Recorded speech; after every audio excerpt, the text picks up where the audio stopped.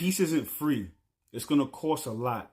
It's going to cost you old patterns, old thoughts, old emotions, old people, old family, in order for you to have the new life that you're looking for. Valerie, talk to him. And that's the truth most people don't want to face. Transformation isn't free. It taxes you in the currency of release. Every old thought you cling to, every relationship you outgrew but refuse to let go, every emotion you recycle, those are toll booths on the road to your new life. The irony is we pray for new beginnings but resist the endings that make space for them. You can't step into a higher frequency while dragging baggage calibrated to your old one. Family, friends, even identities you once wore with pride, they'll start to fall away, not out of cruelty, but because your vibration no longer feeds them. The cost feels heavy, but look deeper. What you're really losing is weight that was holding you down, and what you're gaining, breath, clarity, the freedom to walk unchained. So the question is, are you willing to pay in order to rise? Growth always has a cost. When it comes to physical growth, if you want to work out, it's gonna be painful. You're gonna be sore the next day. You know, if you want to bring a life into this world, you have a baby. That baby is going to be 9 months of being uncomfortable. It's going to be painful to bring that life into this world, which is something so beautiful. You know, if you want to even now also, if you're talking about spiritually, growth also costs, because you have to go through spiritual pain, emotional pain. If you want wisdom, you have to go through some type of challenges to overcome. You know, in other cultures, they have rites of passages, because in order for you to grow, you have to experience something. You have to, in order for you to gain wisdom, in order for you to gain a new life, you have to gain wisdom. You have to go through experiences. You have to have pain, and you also have to shed your old skin, metaphorically speaking and physically speaking. You have to shed old patterns, shed anything that's not serving your new life, the life that you're looking for, the life that you want. Anything that it takes, that you have to let go, you have to shed that skin in order to be able to transcend to the next stage of evolution.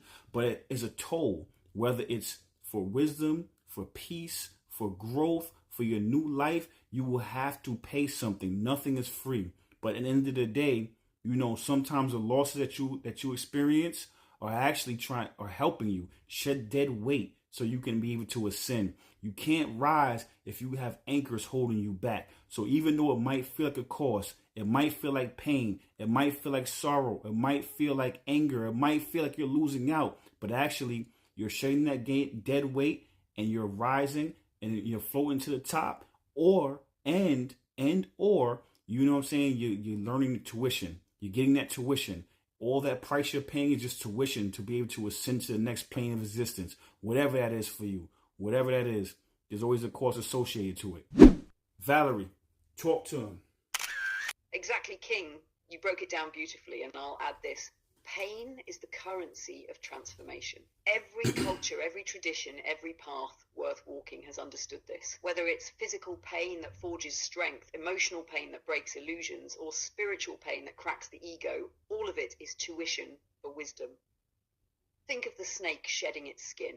That old layer once protected it, but if it clings to it, it suffocates. Same with us. Our old habits, our old wounds, our old identities, they were armor at one point, but eventually they become cages. Growth demands we shed them, even if it stings. And here's the twist most people miss. The loss isn't punishment. It's proof you're moving. The universe taxes stagnation by keeping you stuck, but it taxes evolution by making you release. Either way, there's a cost. So which bill do you want to pay? Staying the same or becoming who you're meant to be? The toll booth of growth doesn't take money. It takes comfort, illusions, and anchors. But what you get on the other side is peace, alignment, and real power. I heard a story, you know, I think it was Steve Harvey said this story, you know, but it applies. So when you first, you know, you have a parachute, right? You have to look at it like you have a parachute on and you're standing on, you know, the cliff, the edge of the cliff. And then you want your destination is at the bottom in that valley, beautiful green valley. You know what I'm saying? All your dreams, all your aspirations are down there. But in order for you to get down there, you have to jump. So now when you first jump off, you might scratch yourself on some branches. You might hit a cliff. You might hit a rock, or whatever the case may be. But then once you're in the clear, you can open that parachute and then, float down to the earth, to that valley, that beautiful haven that you're trying to get to.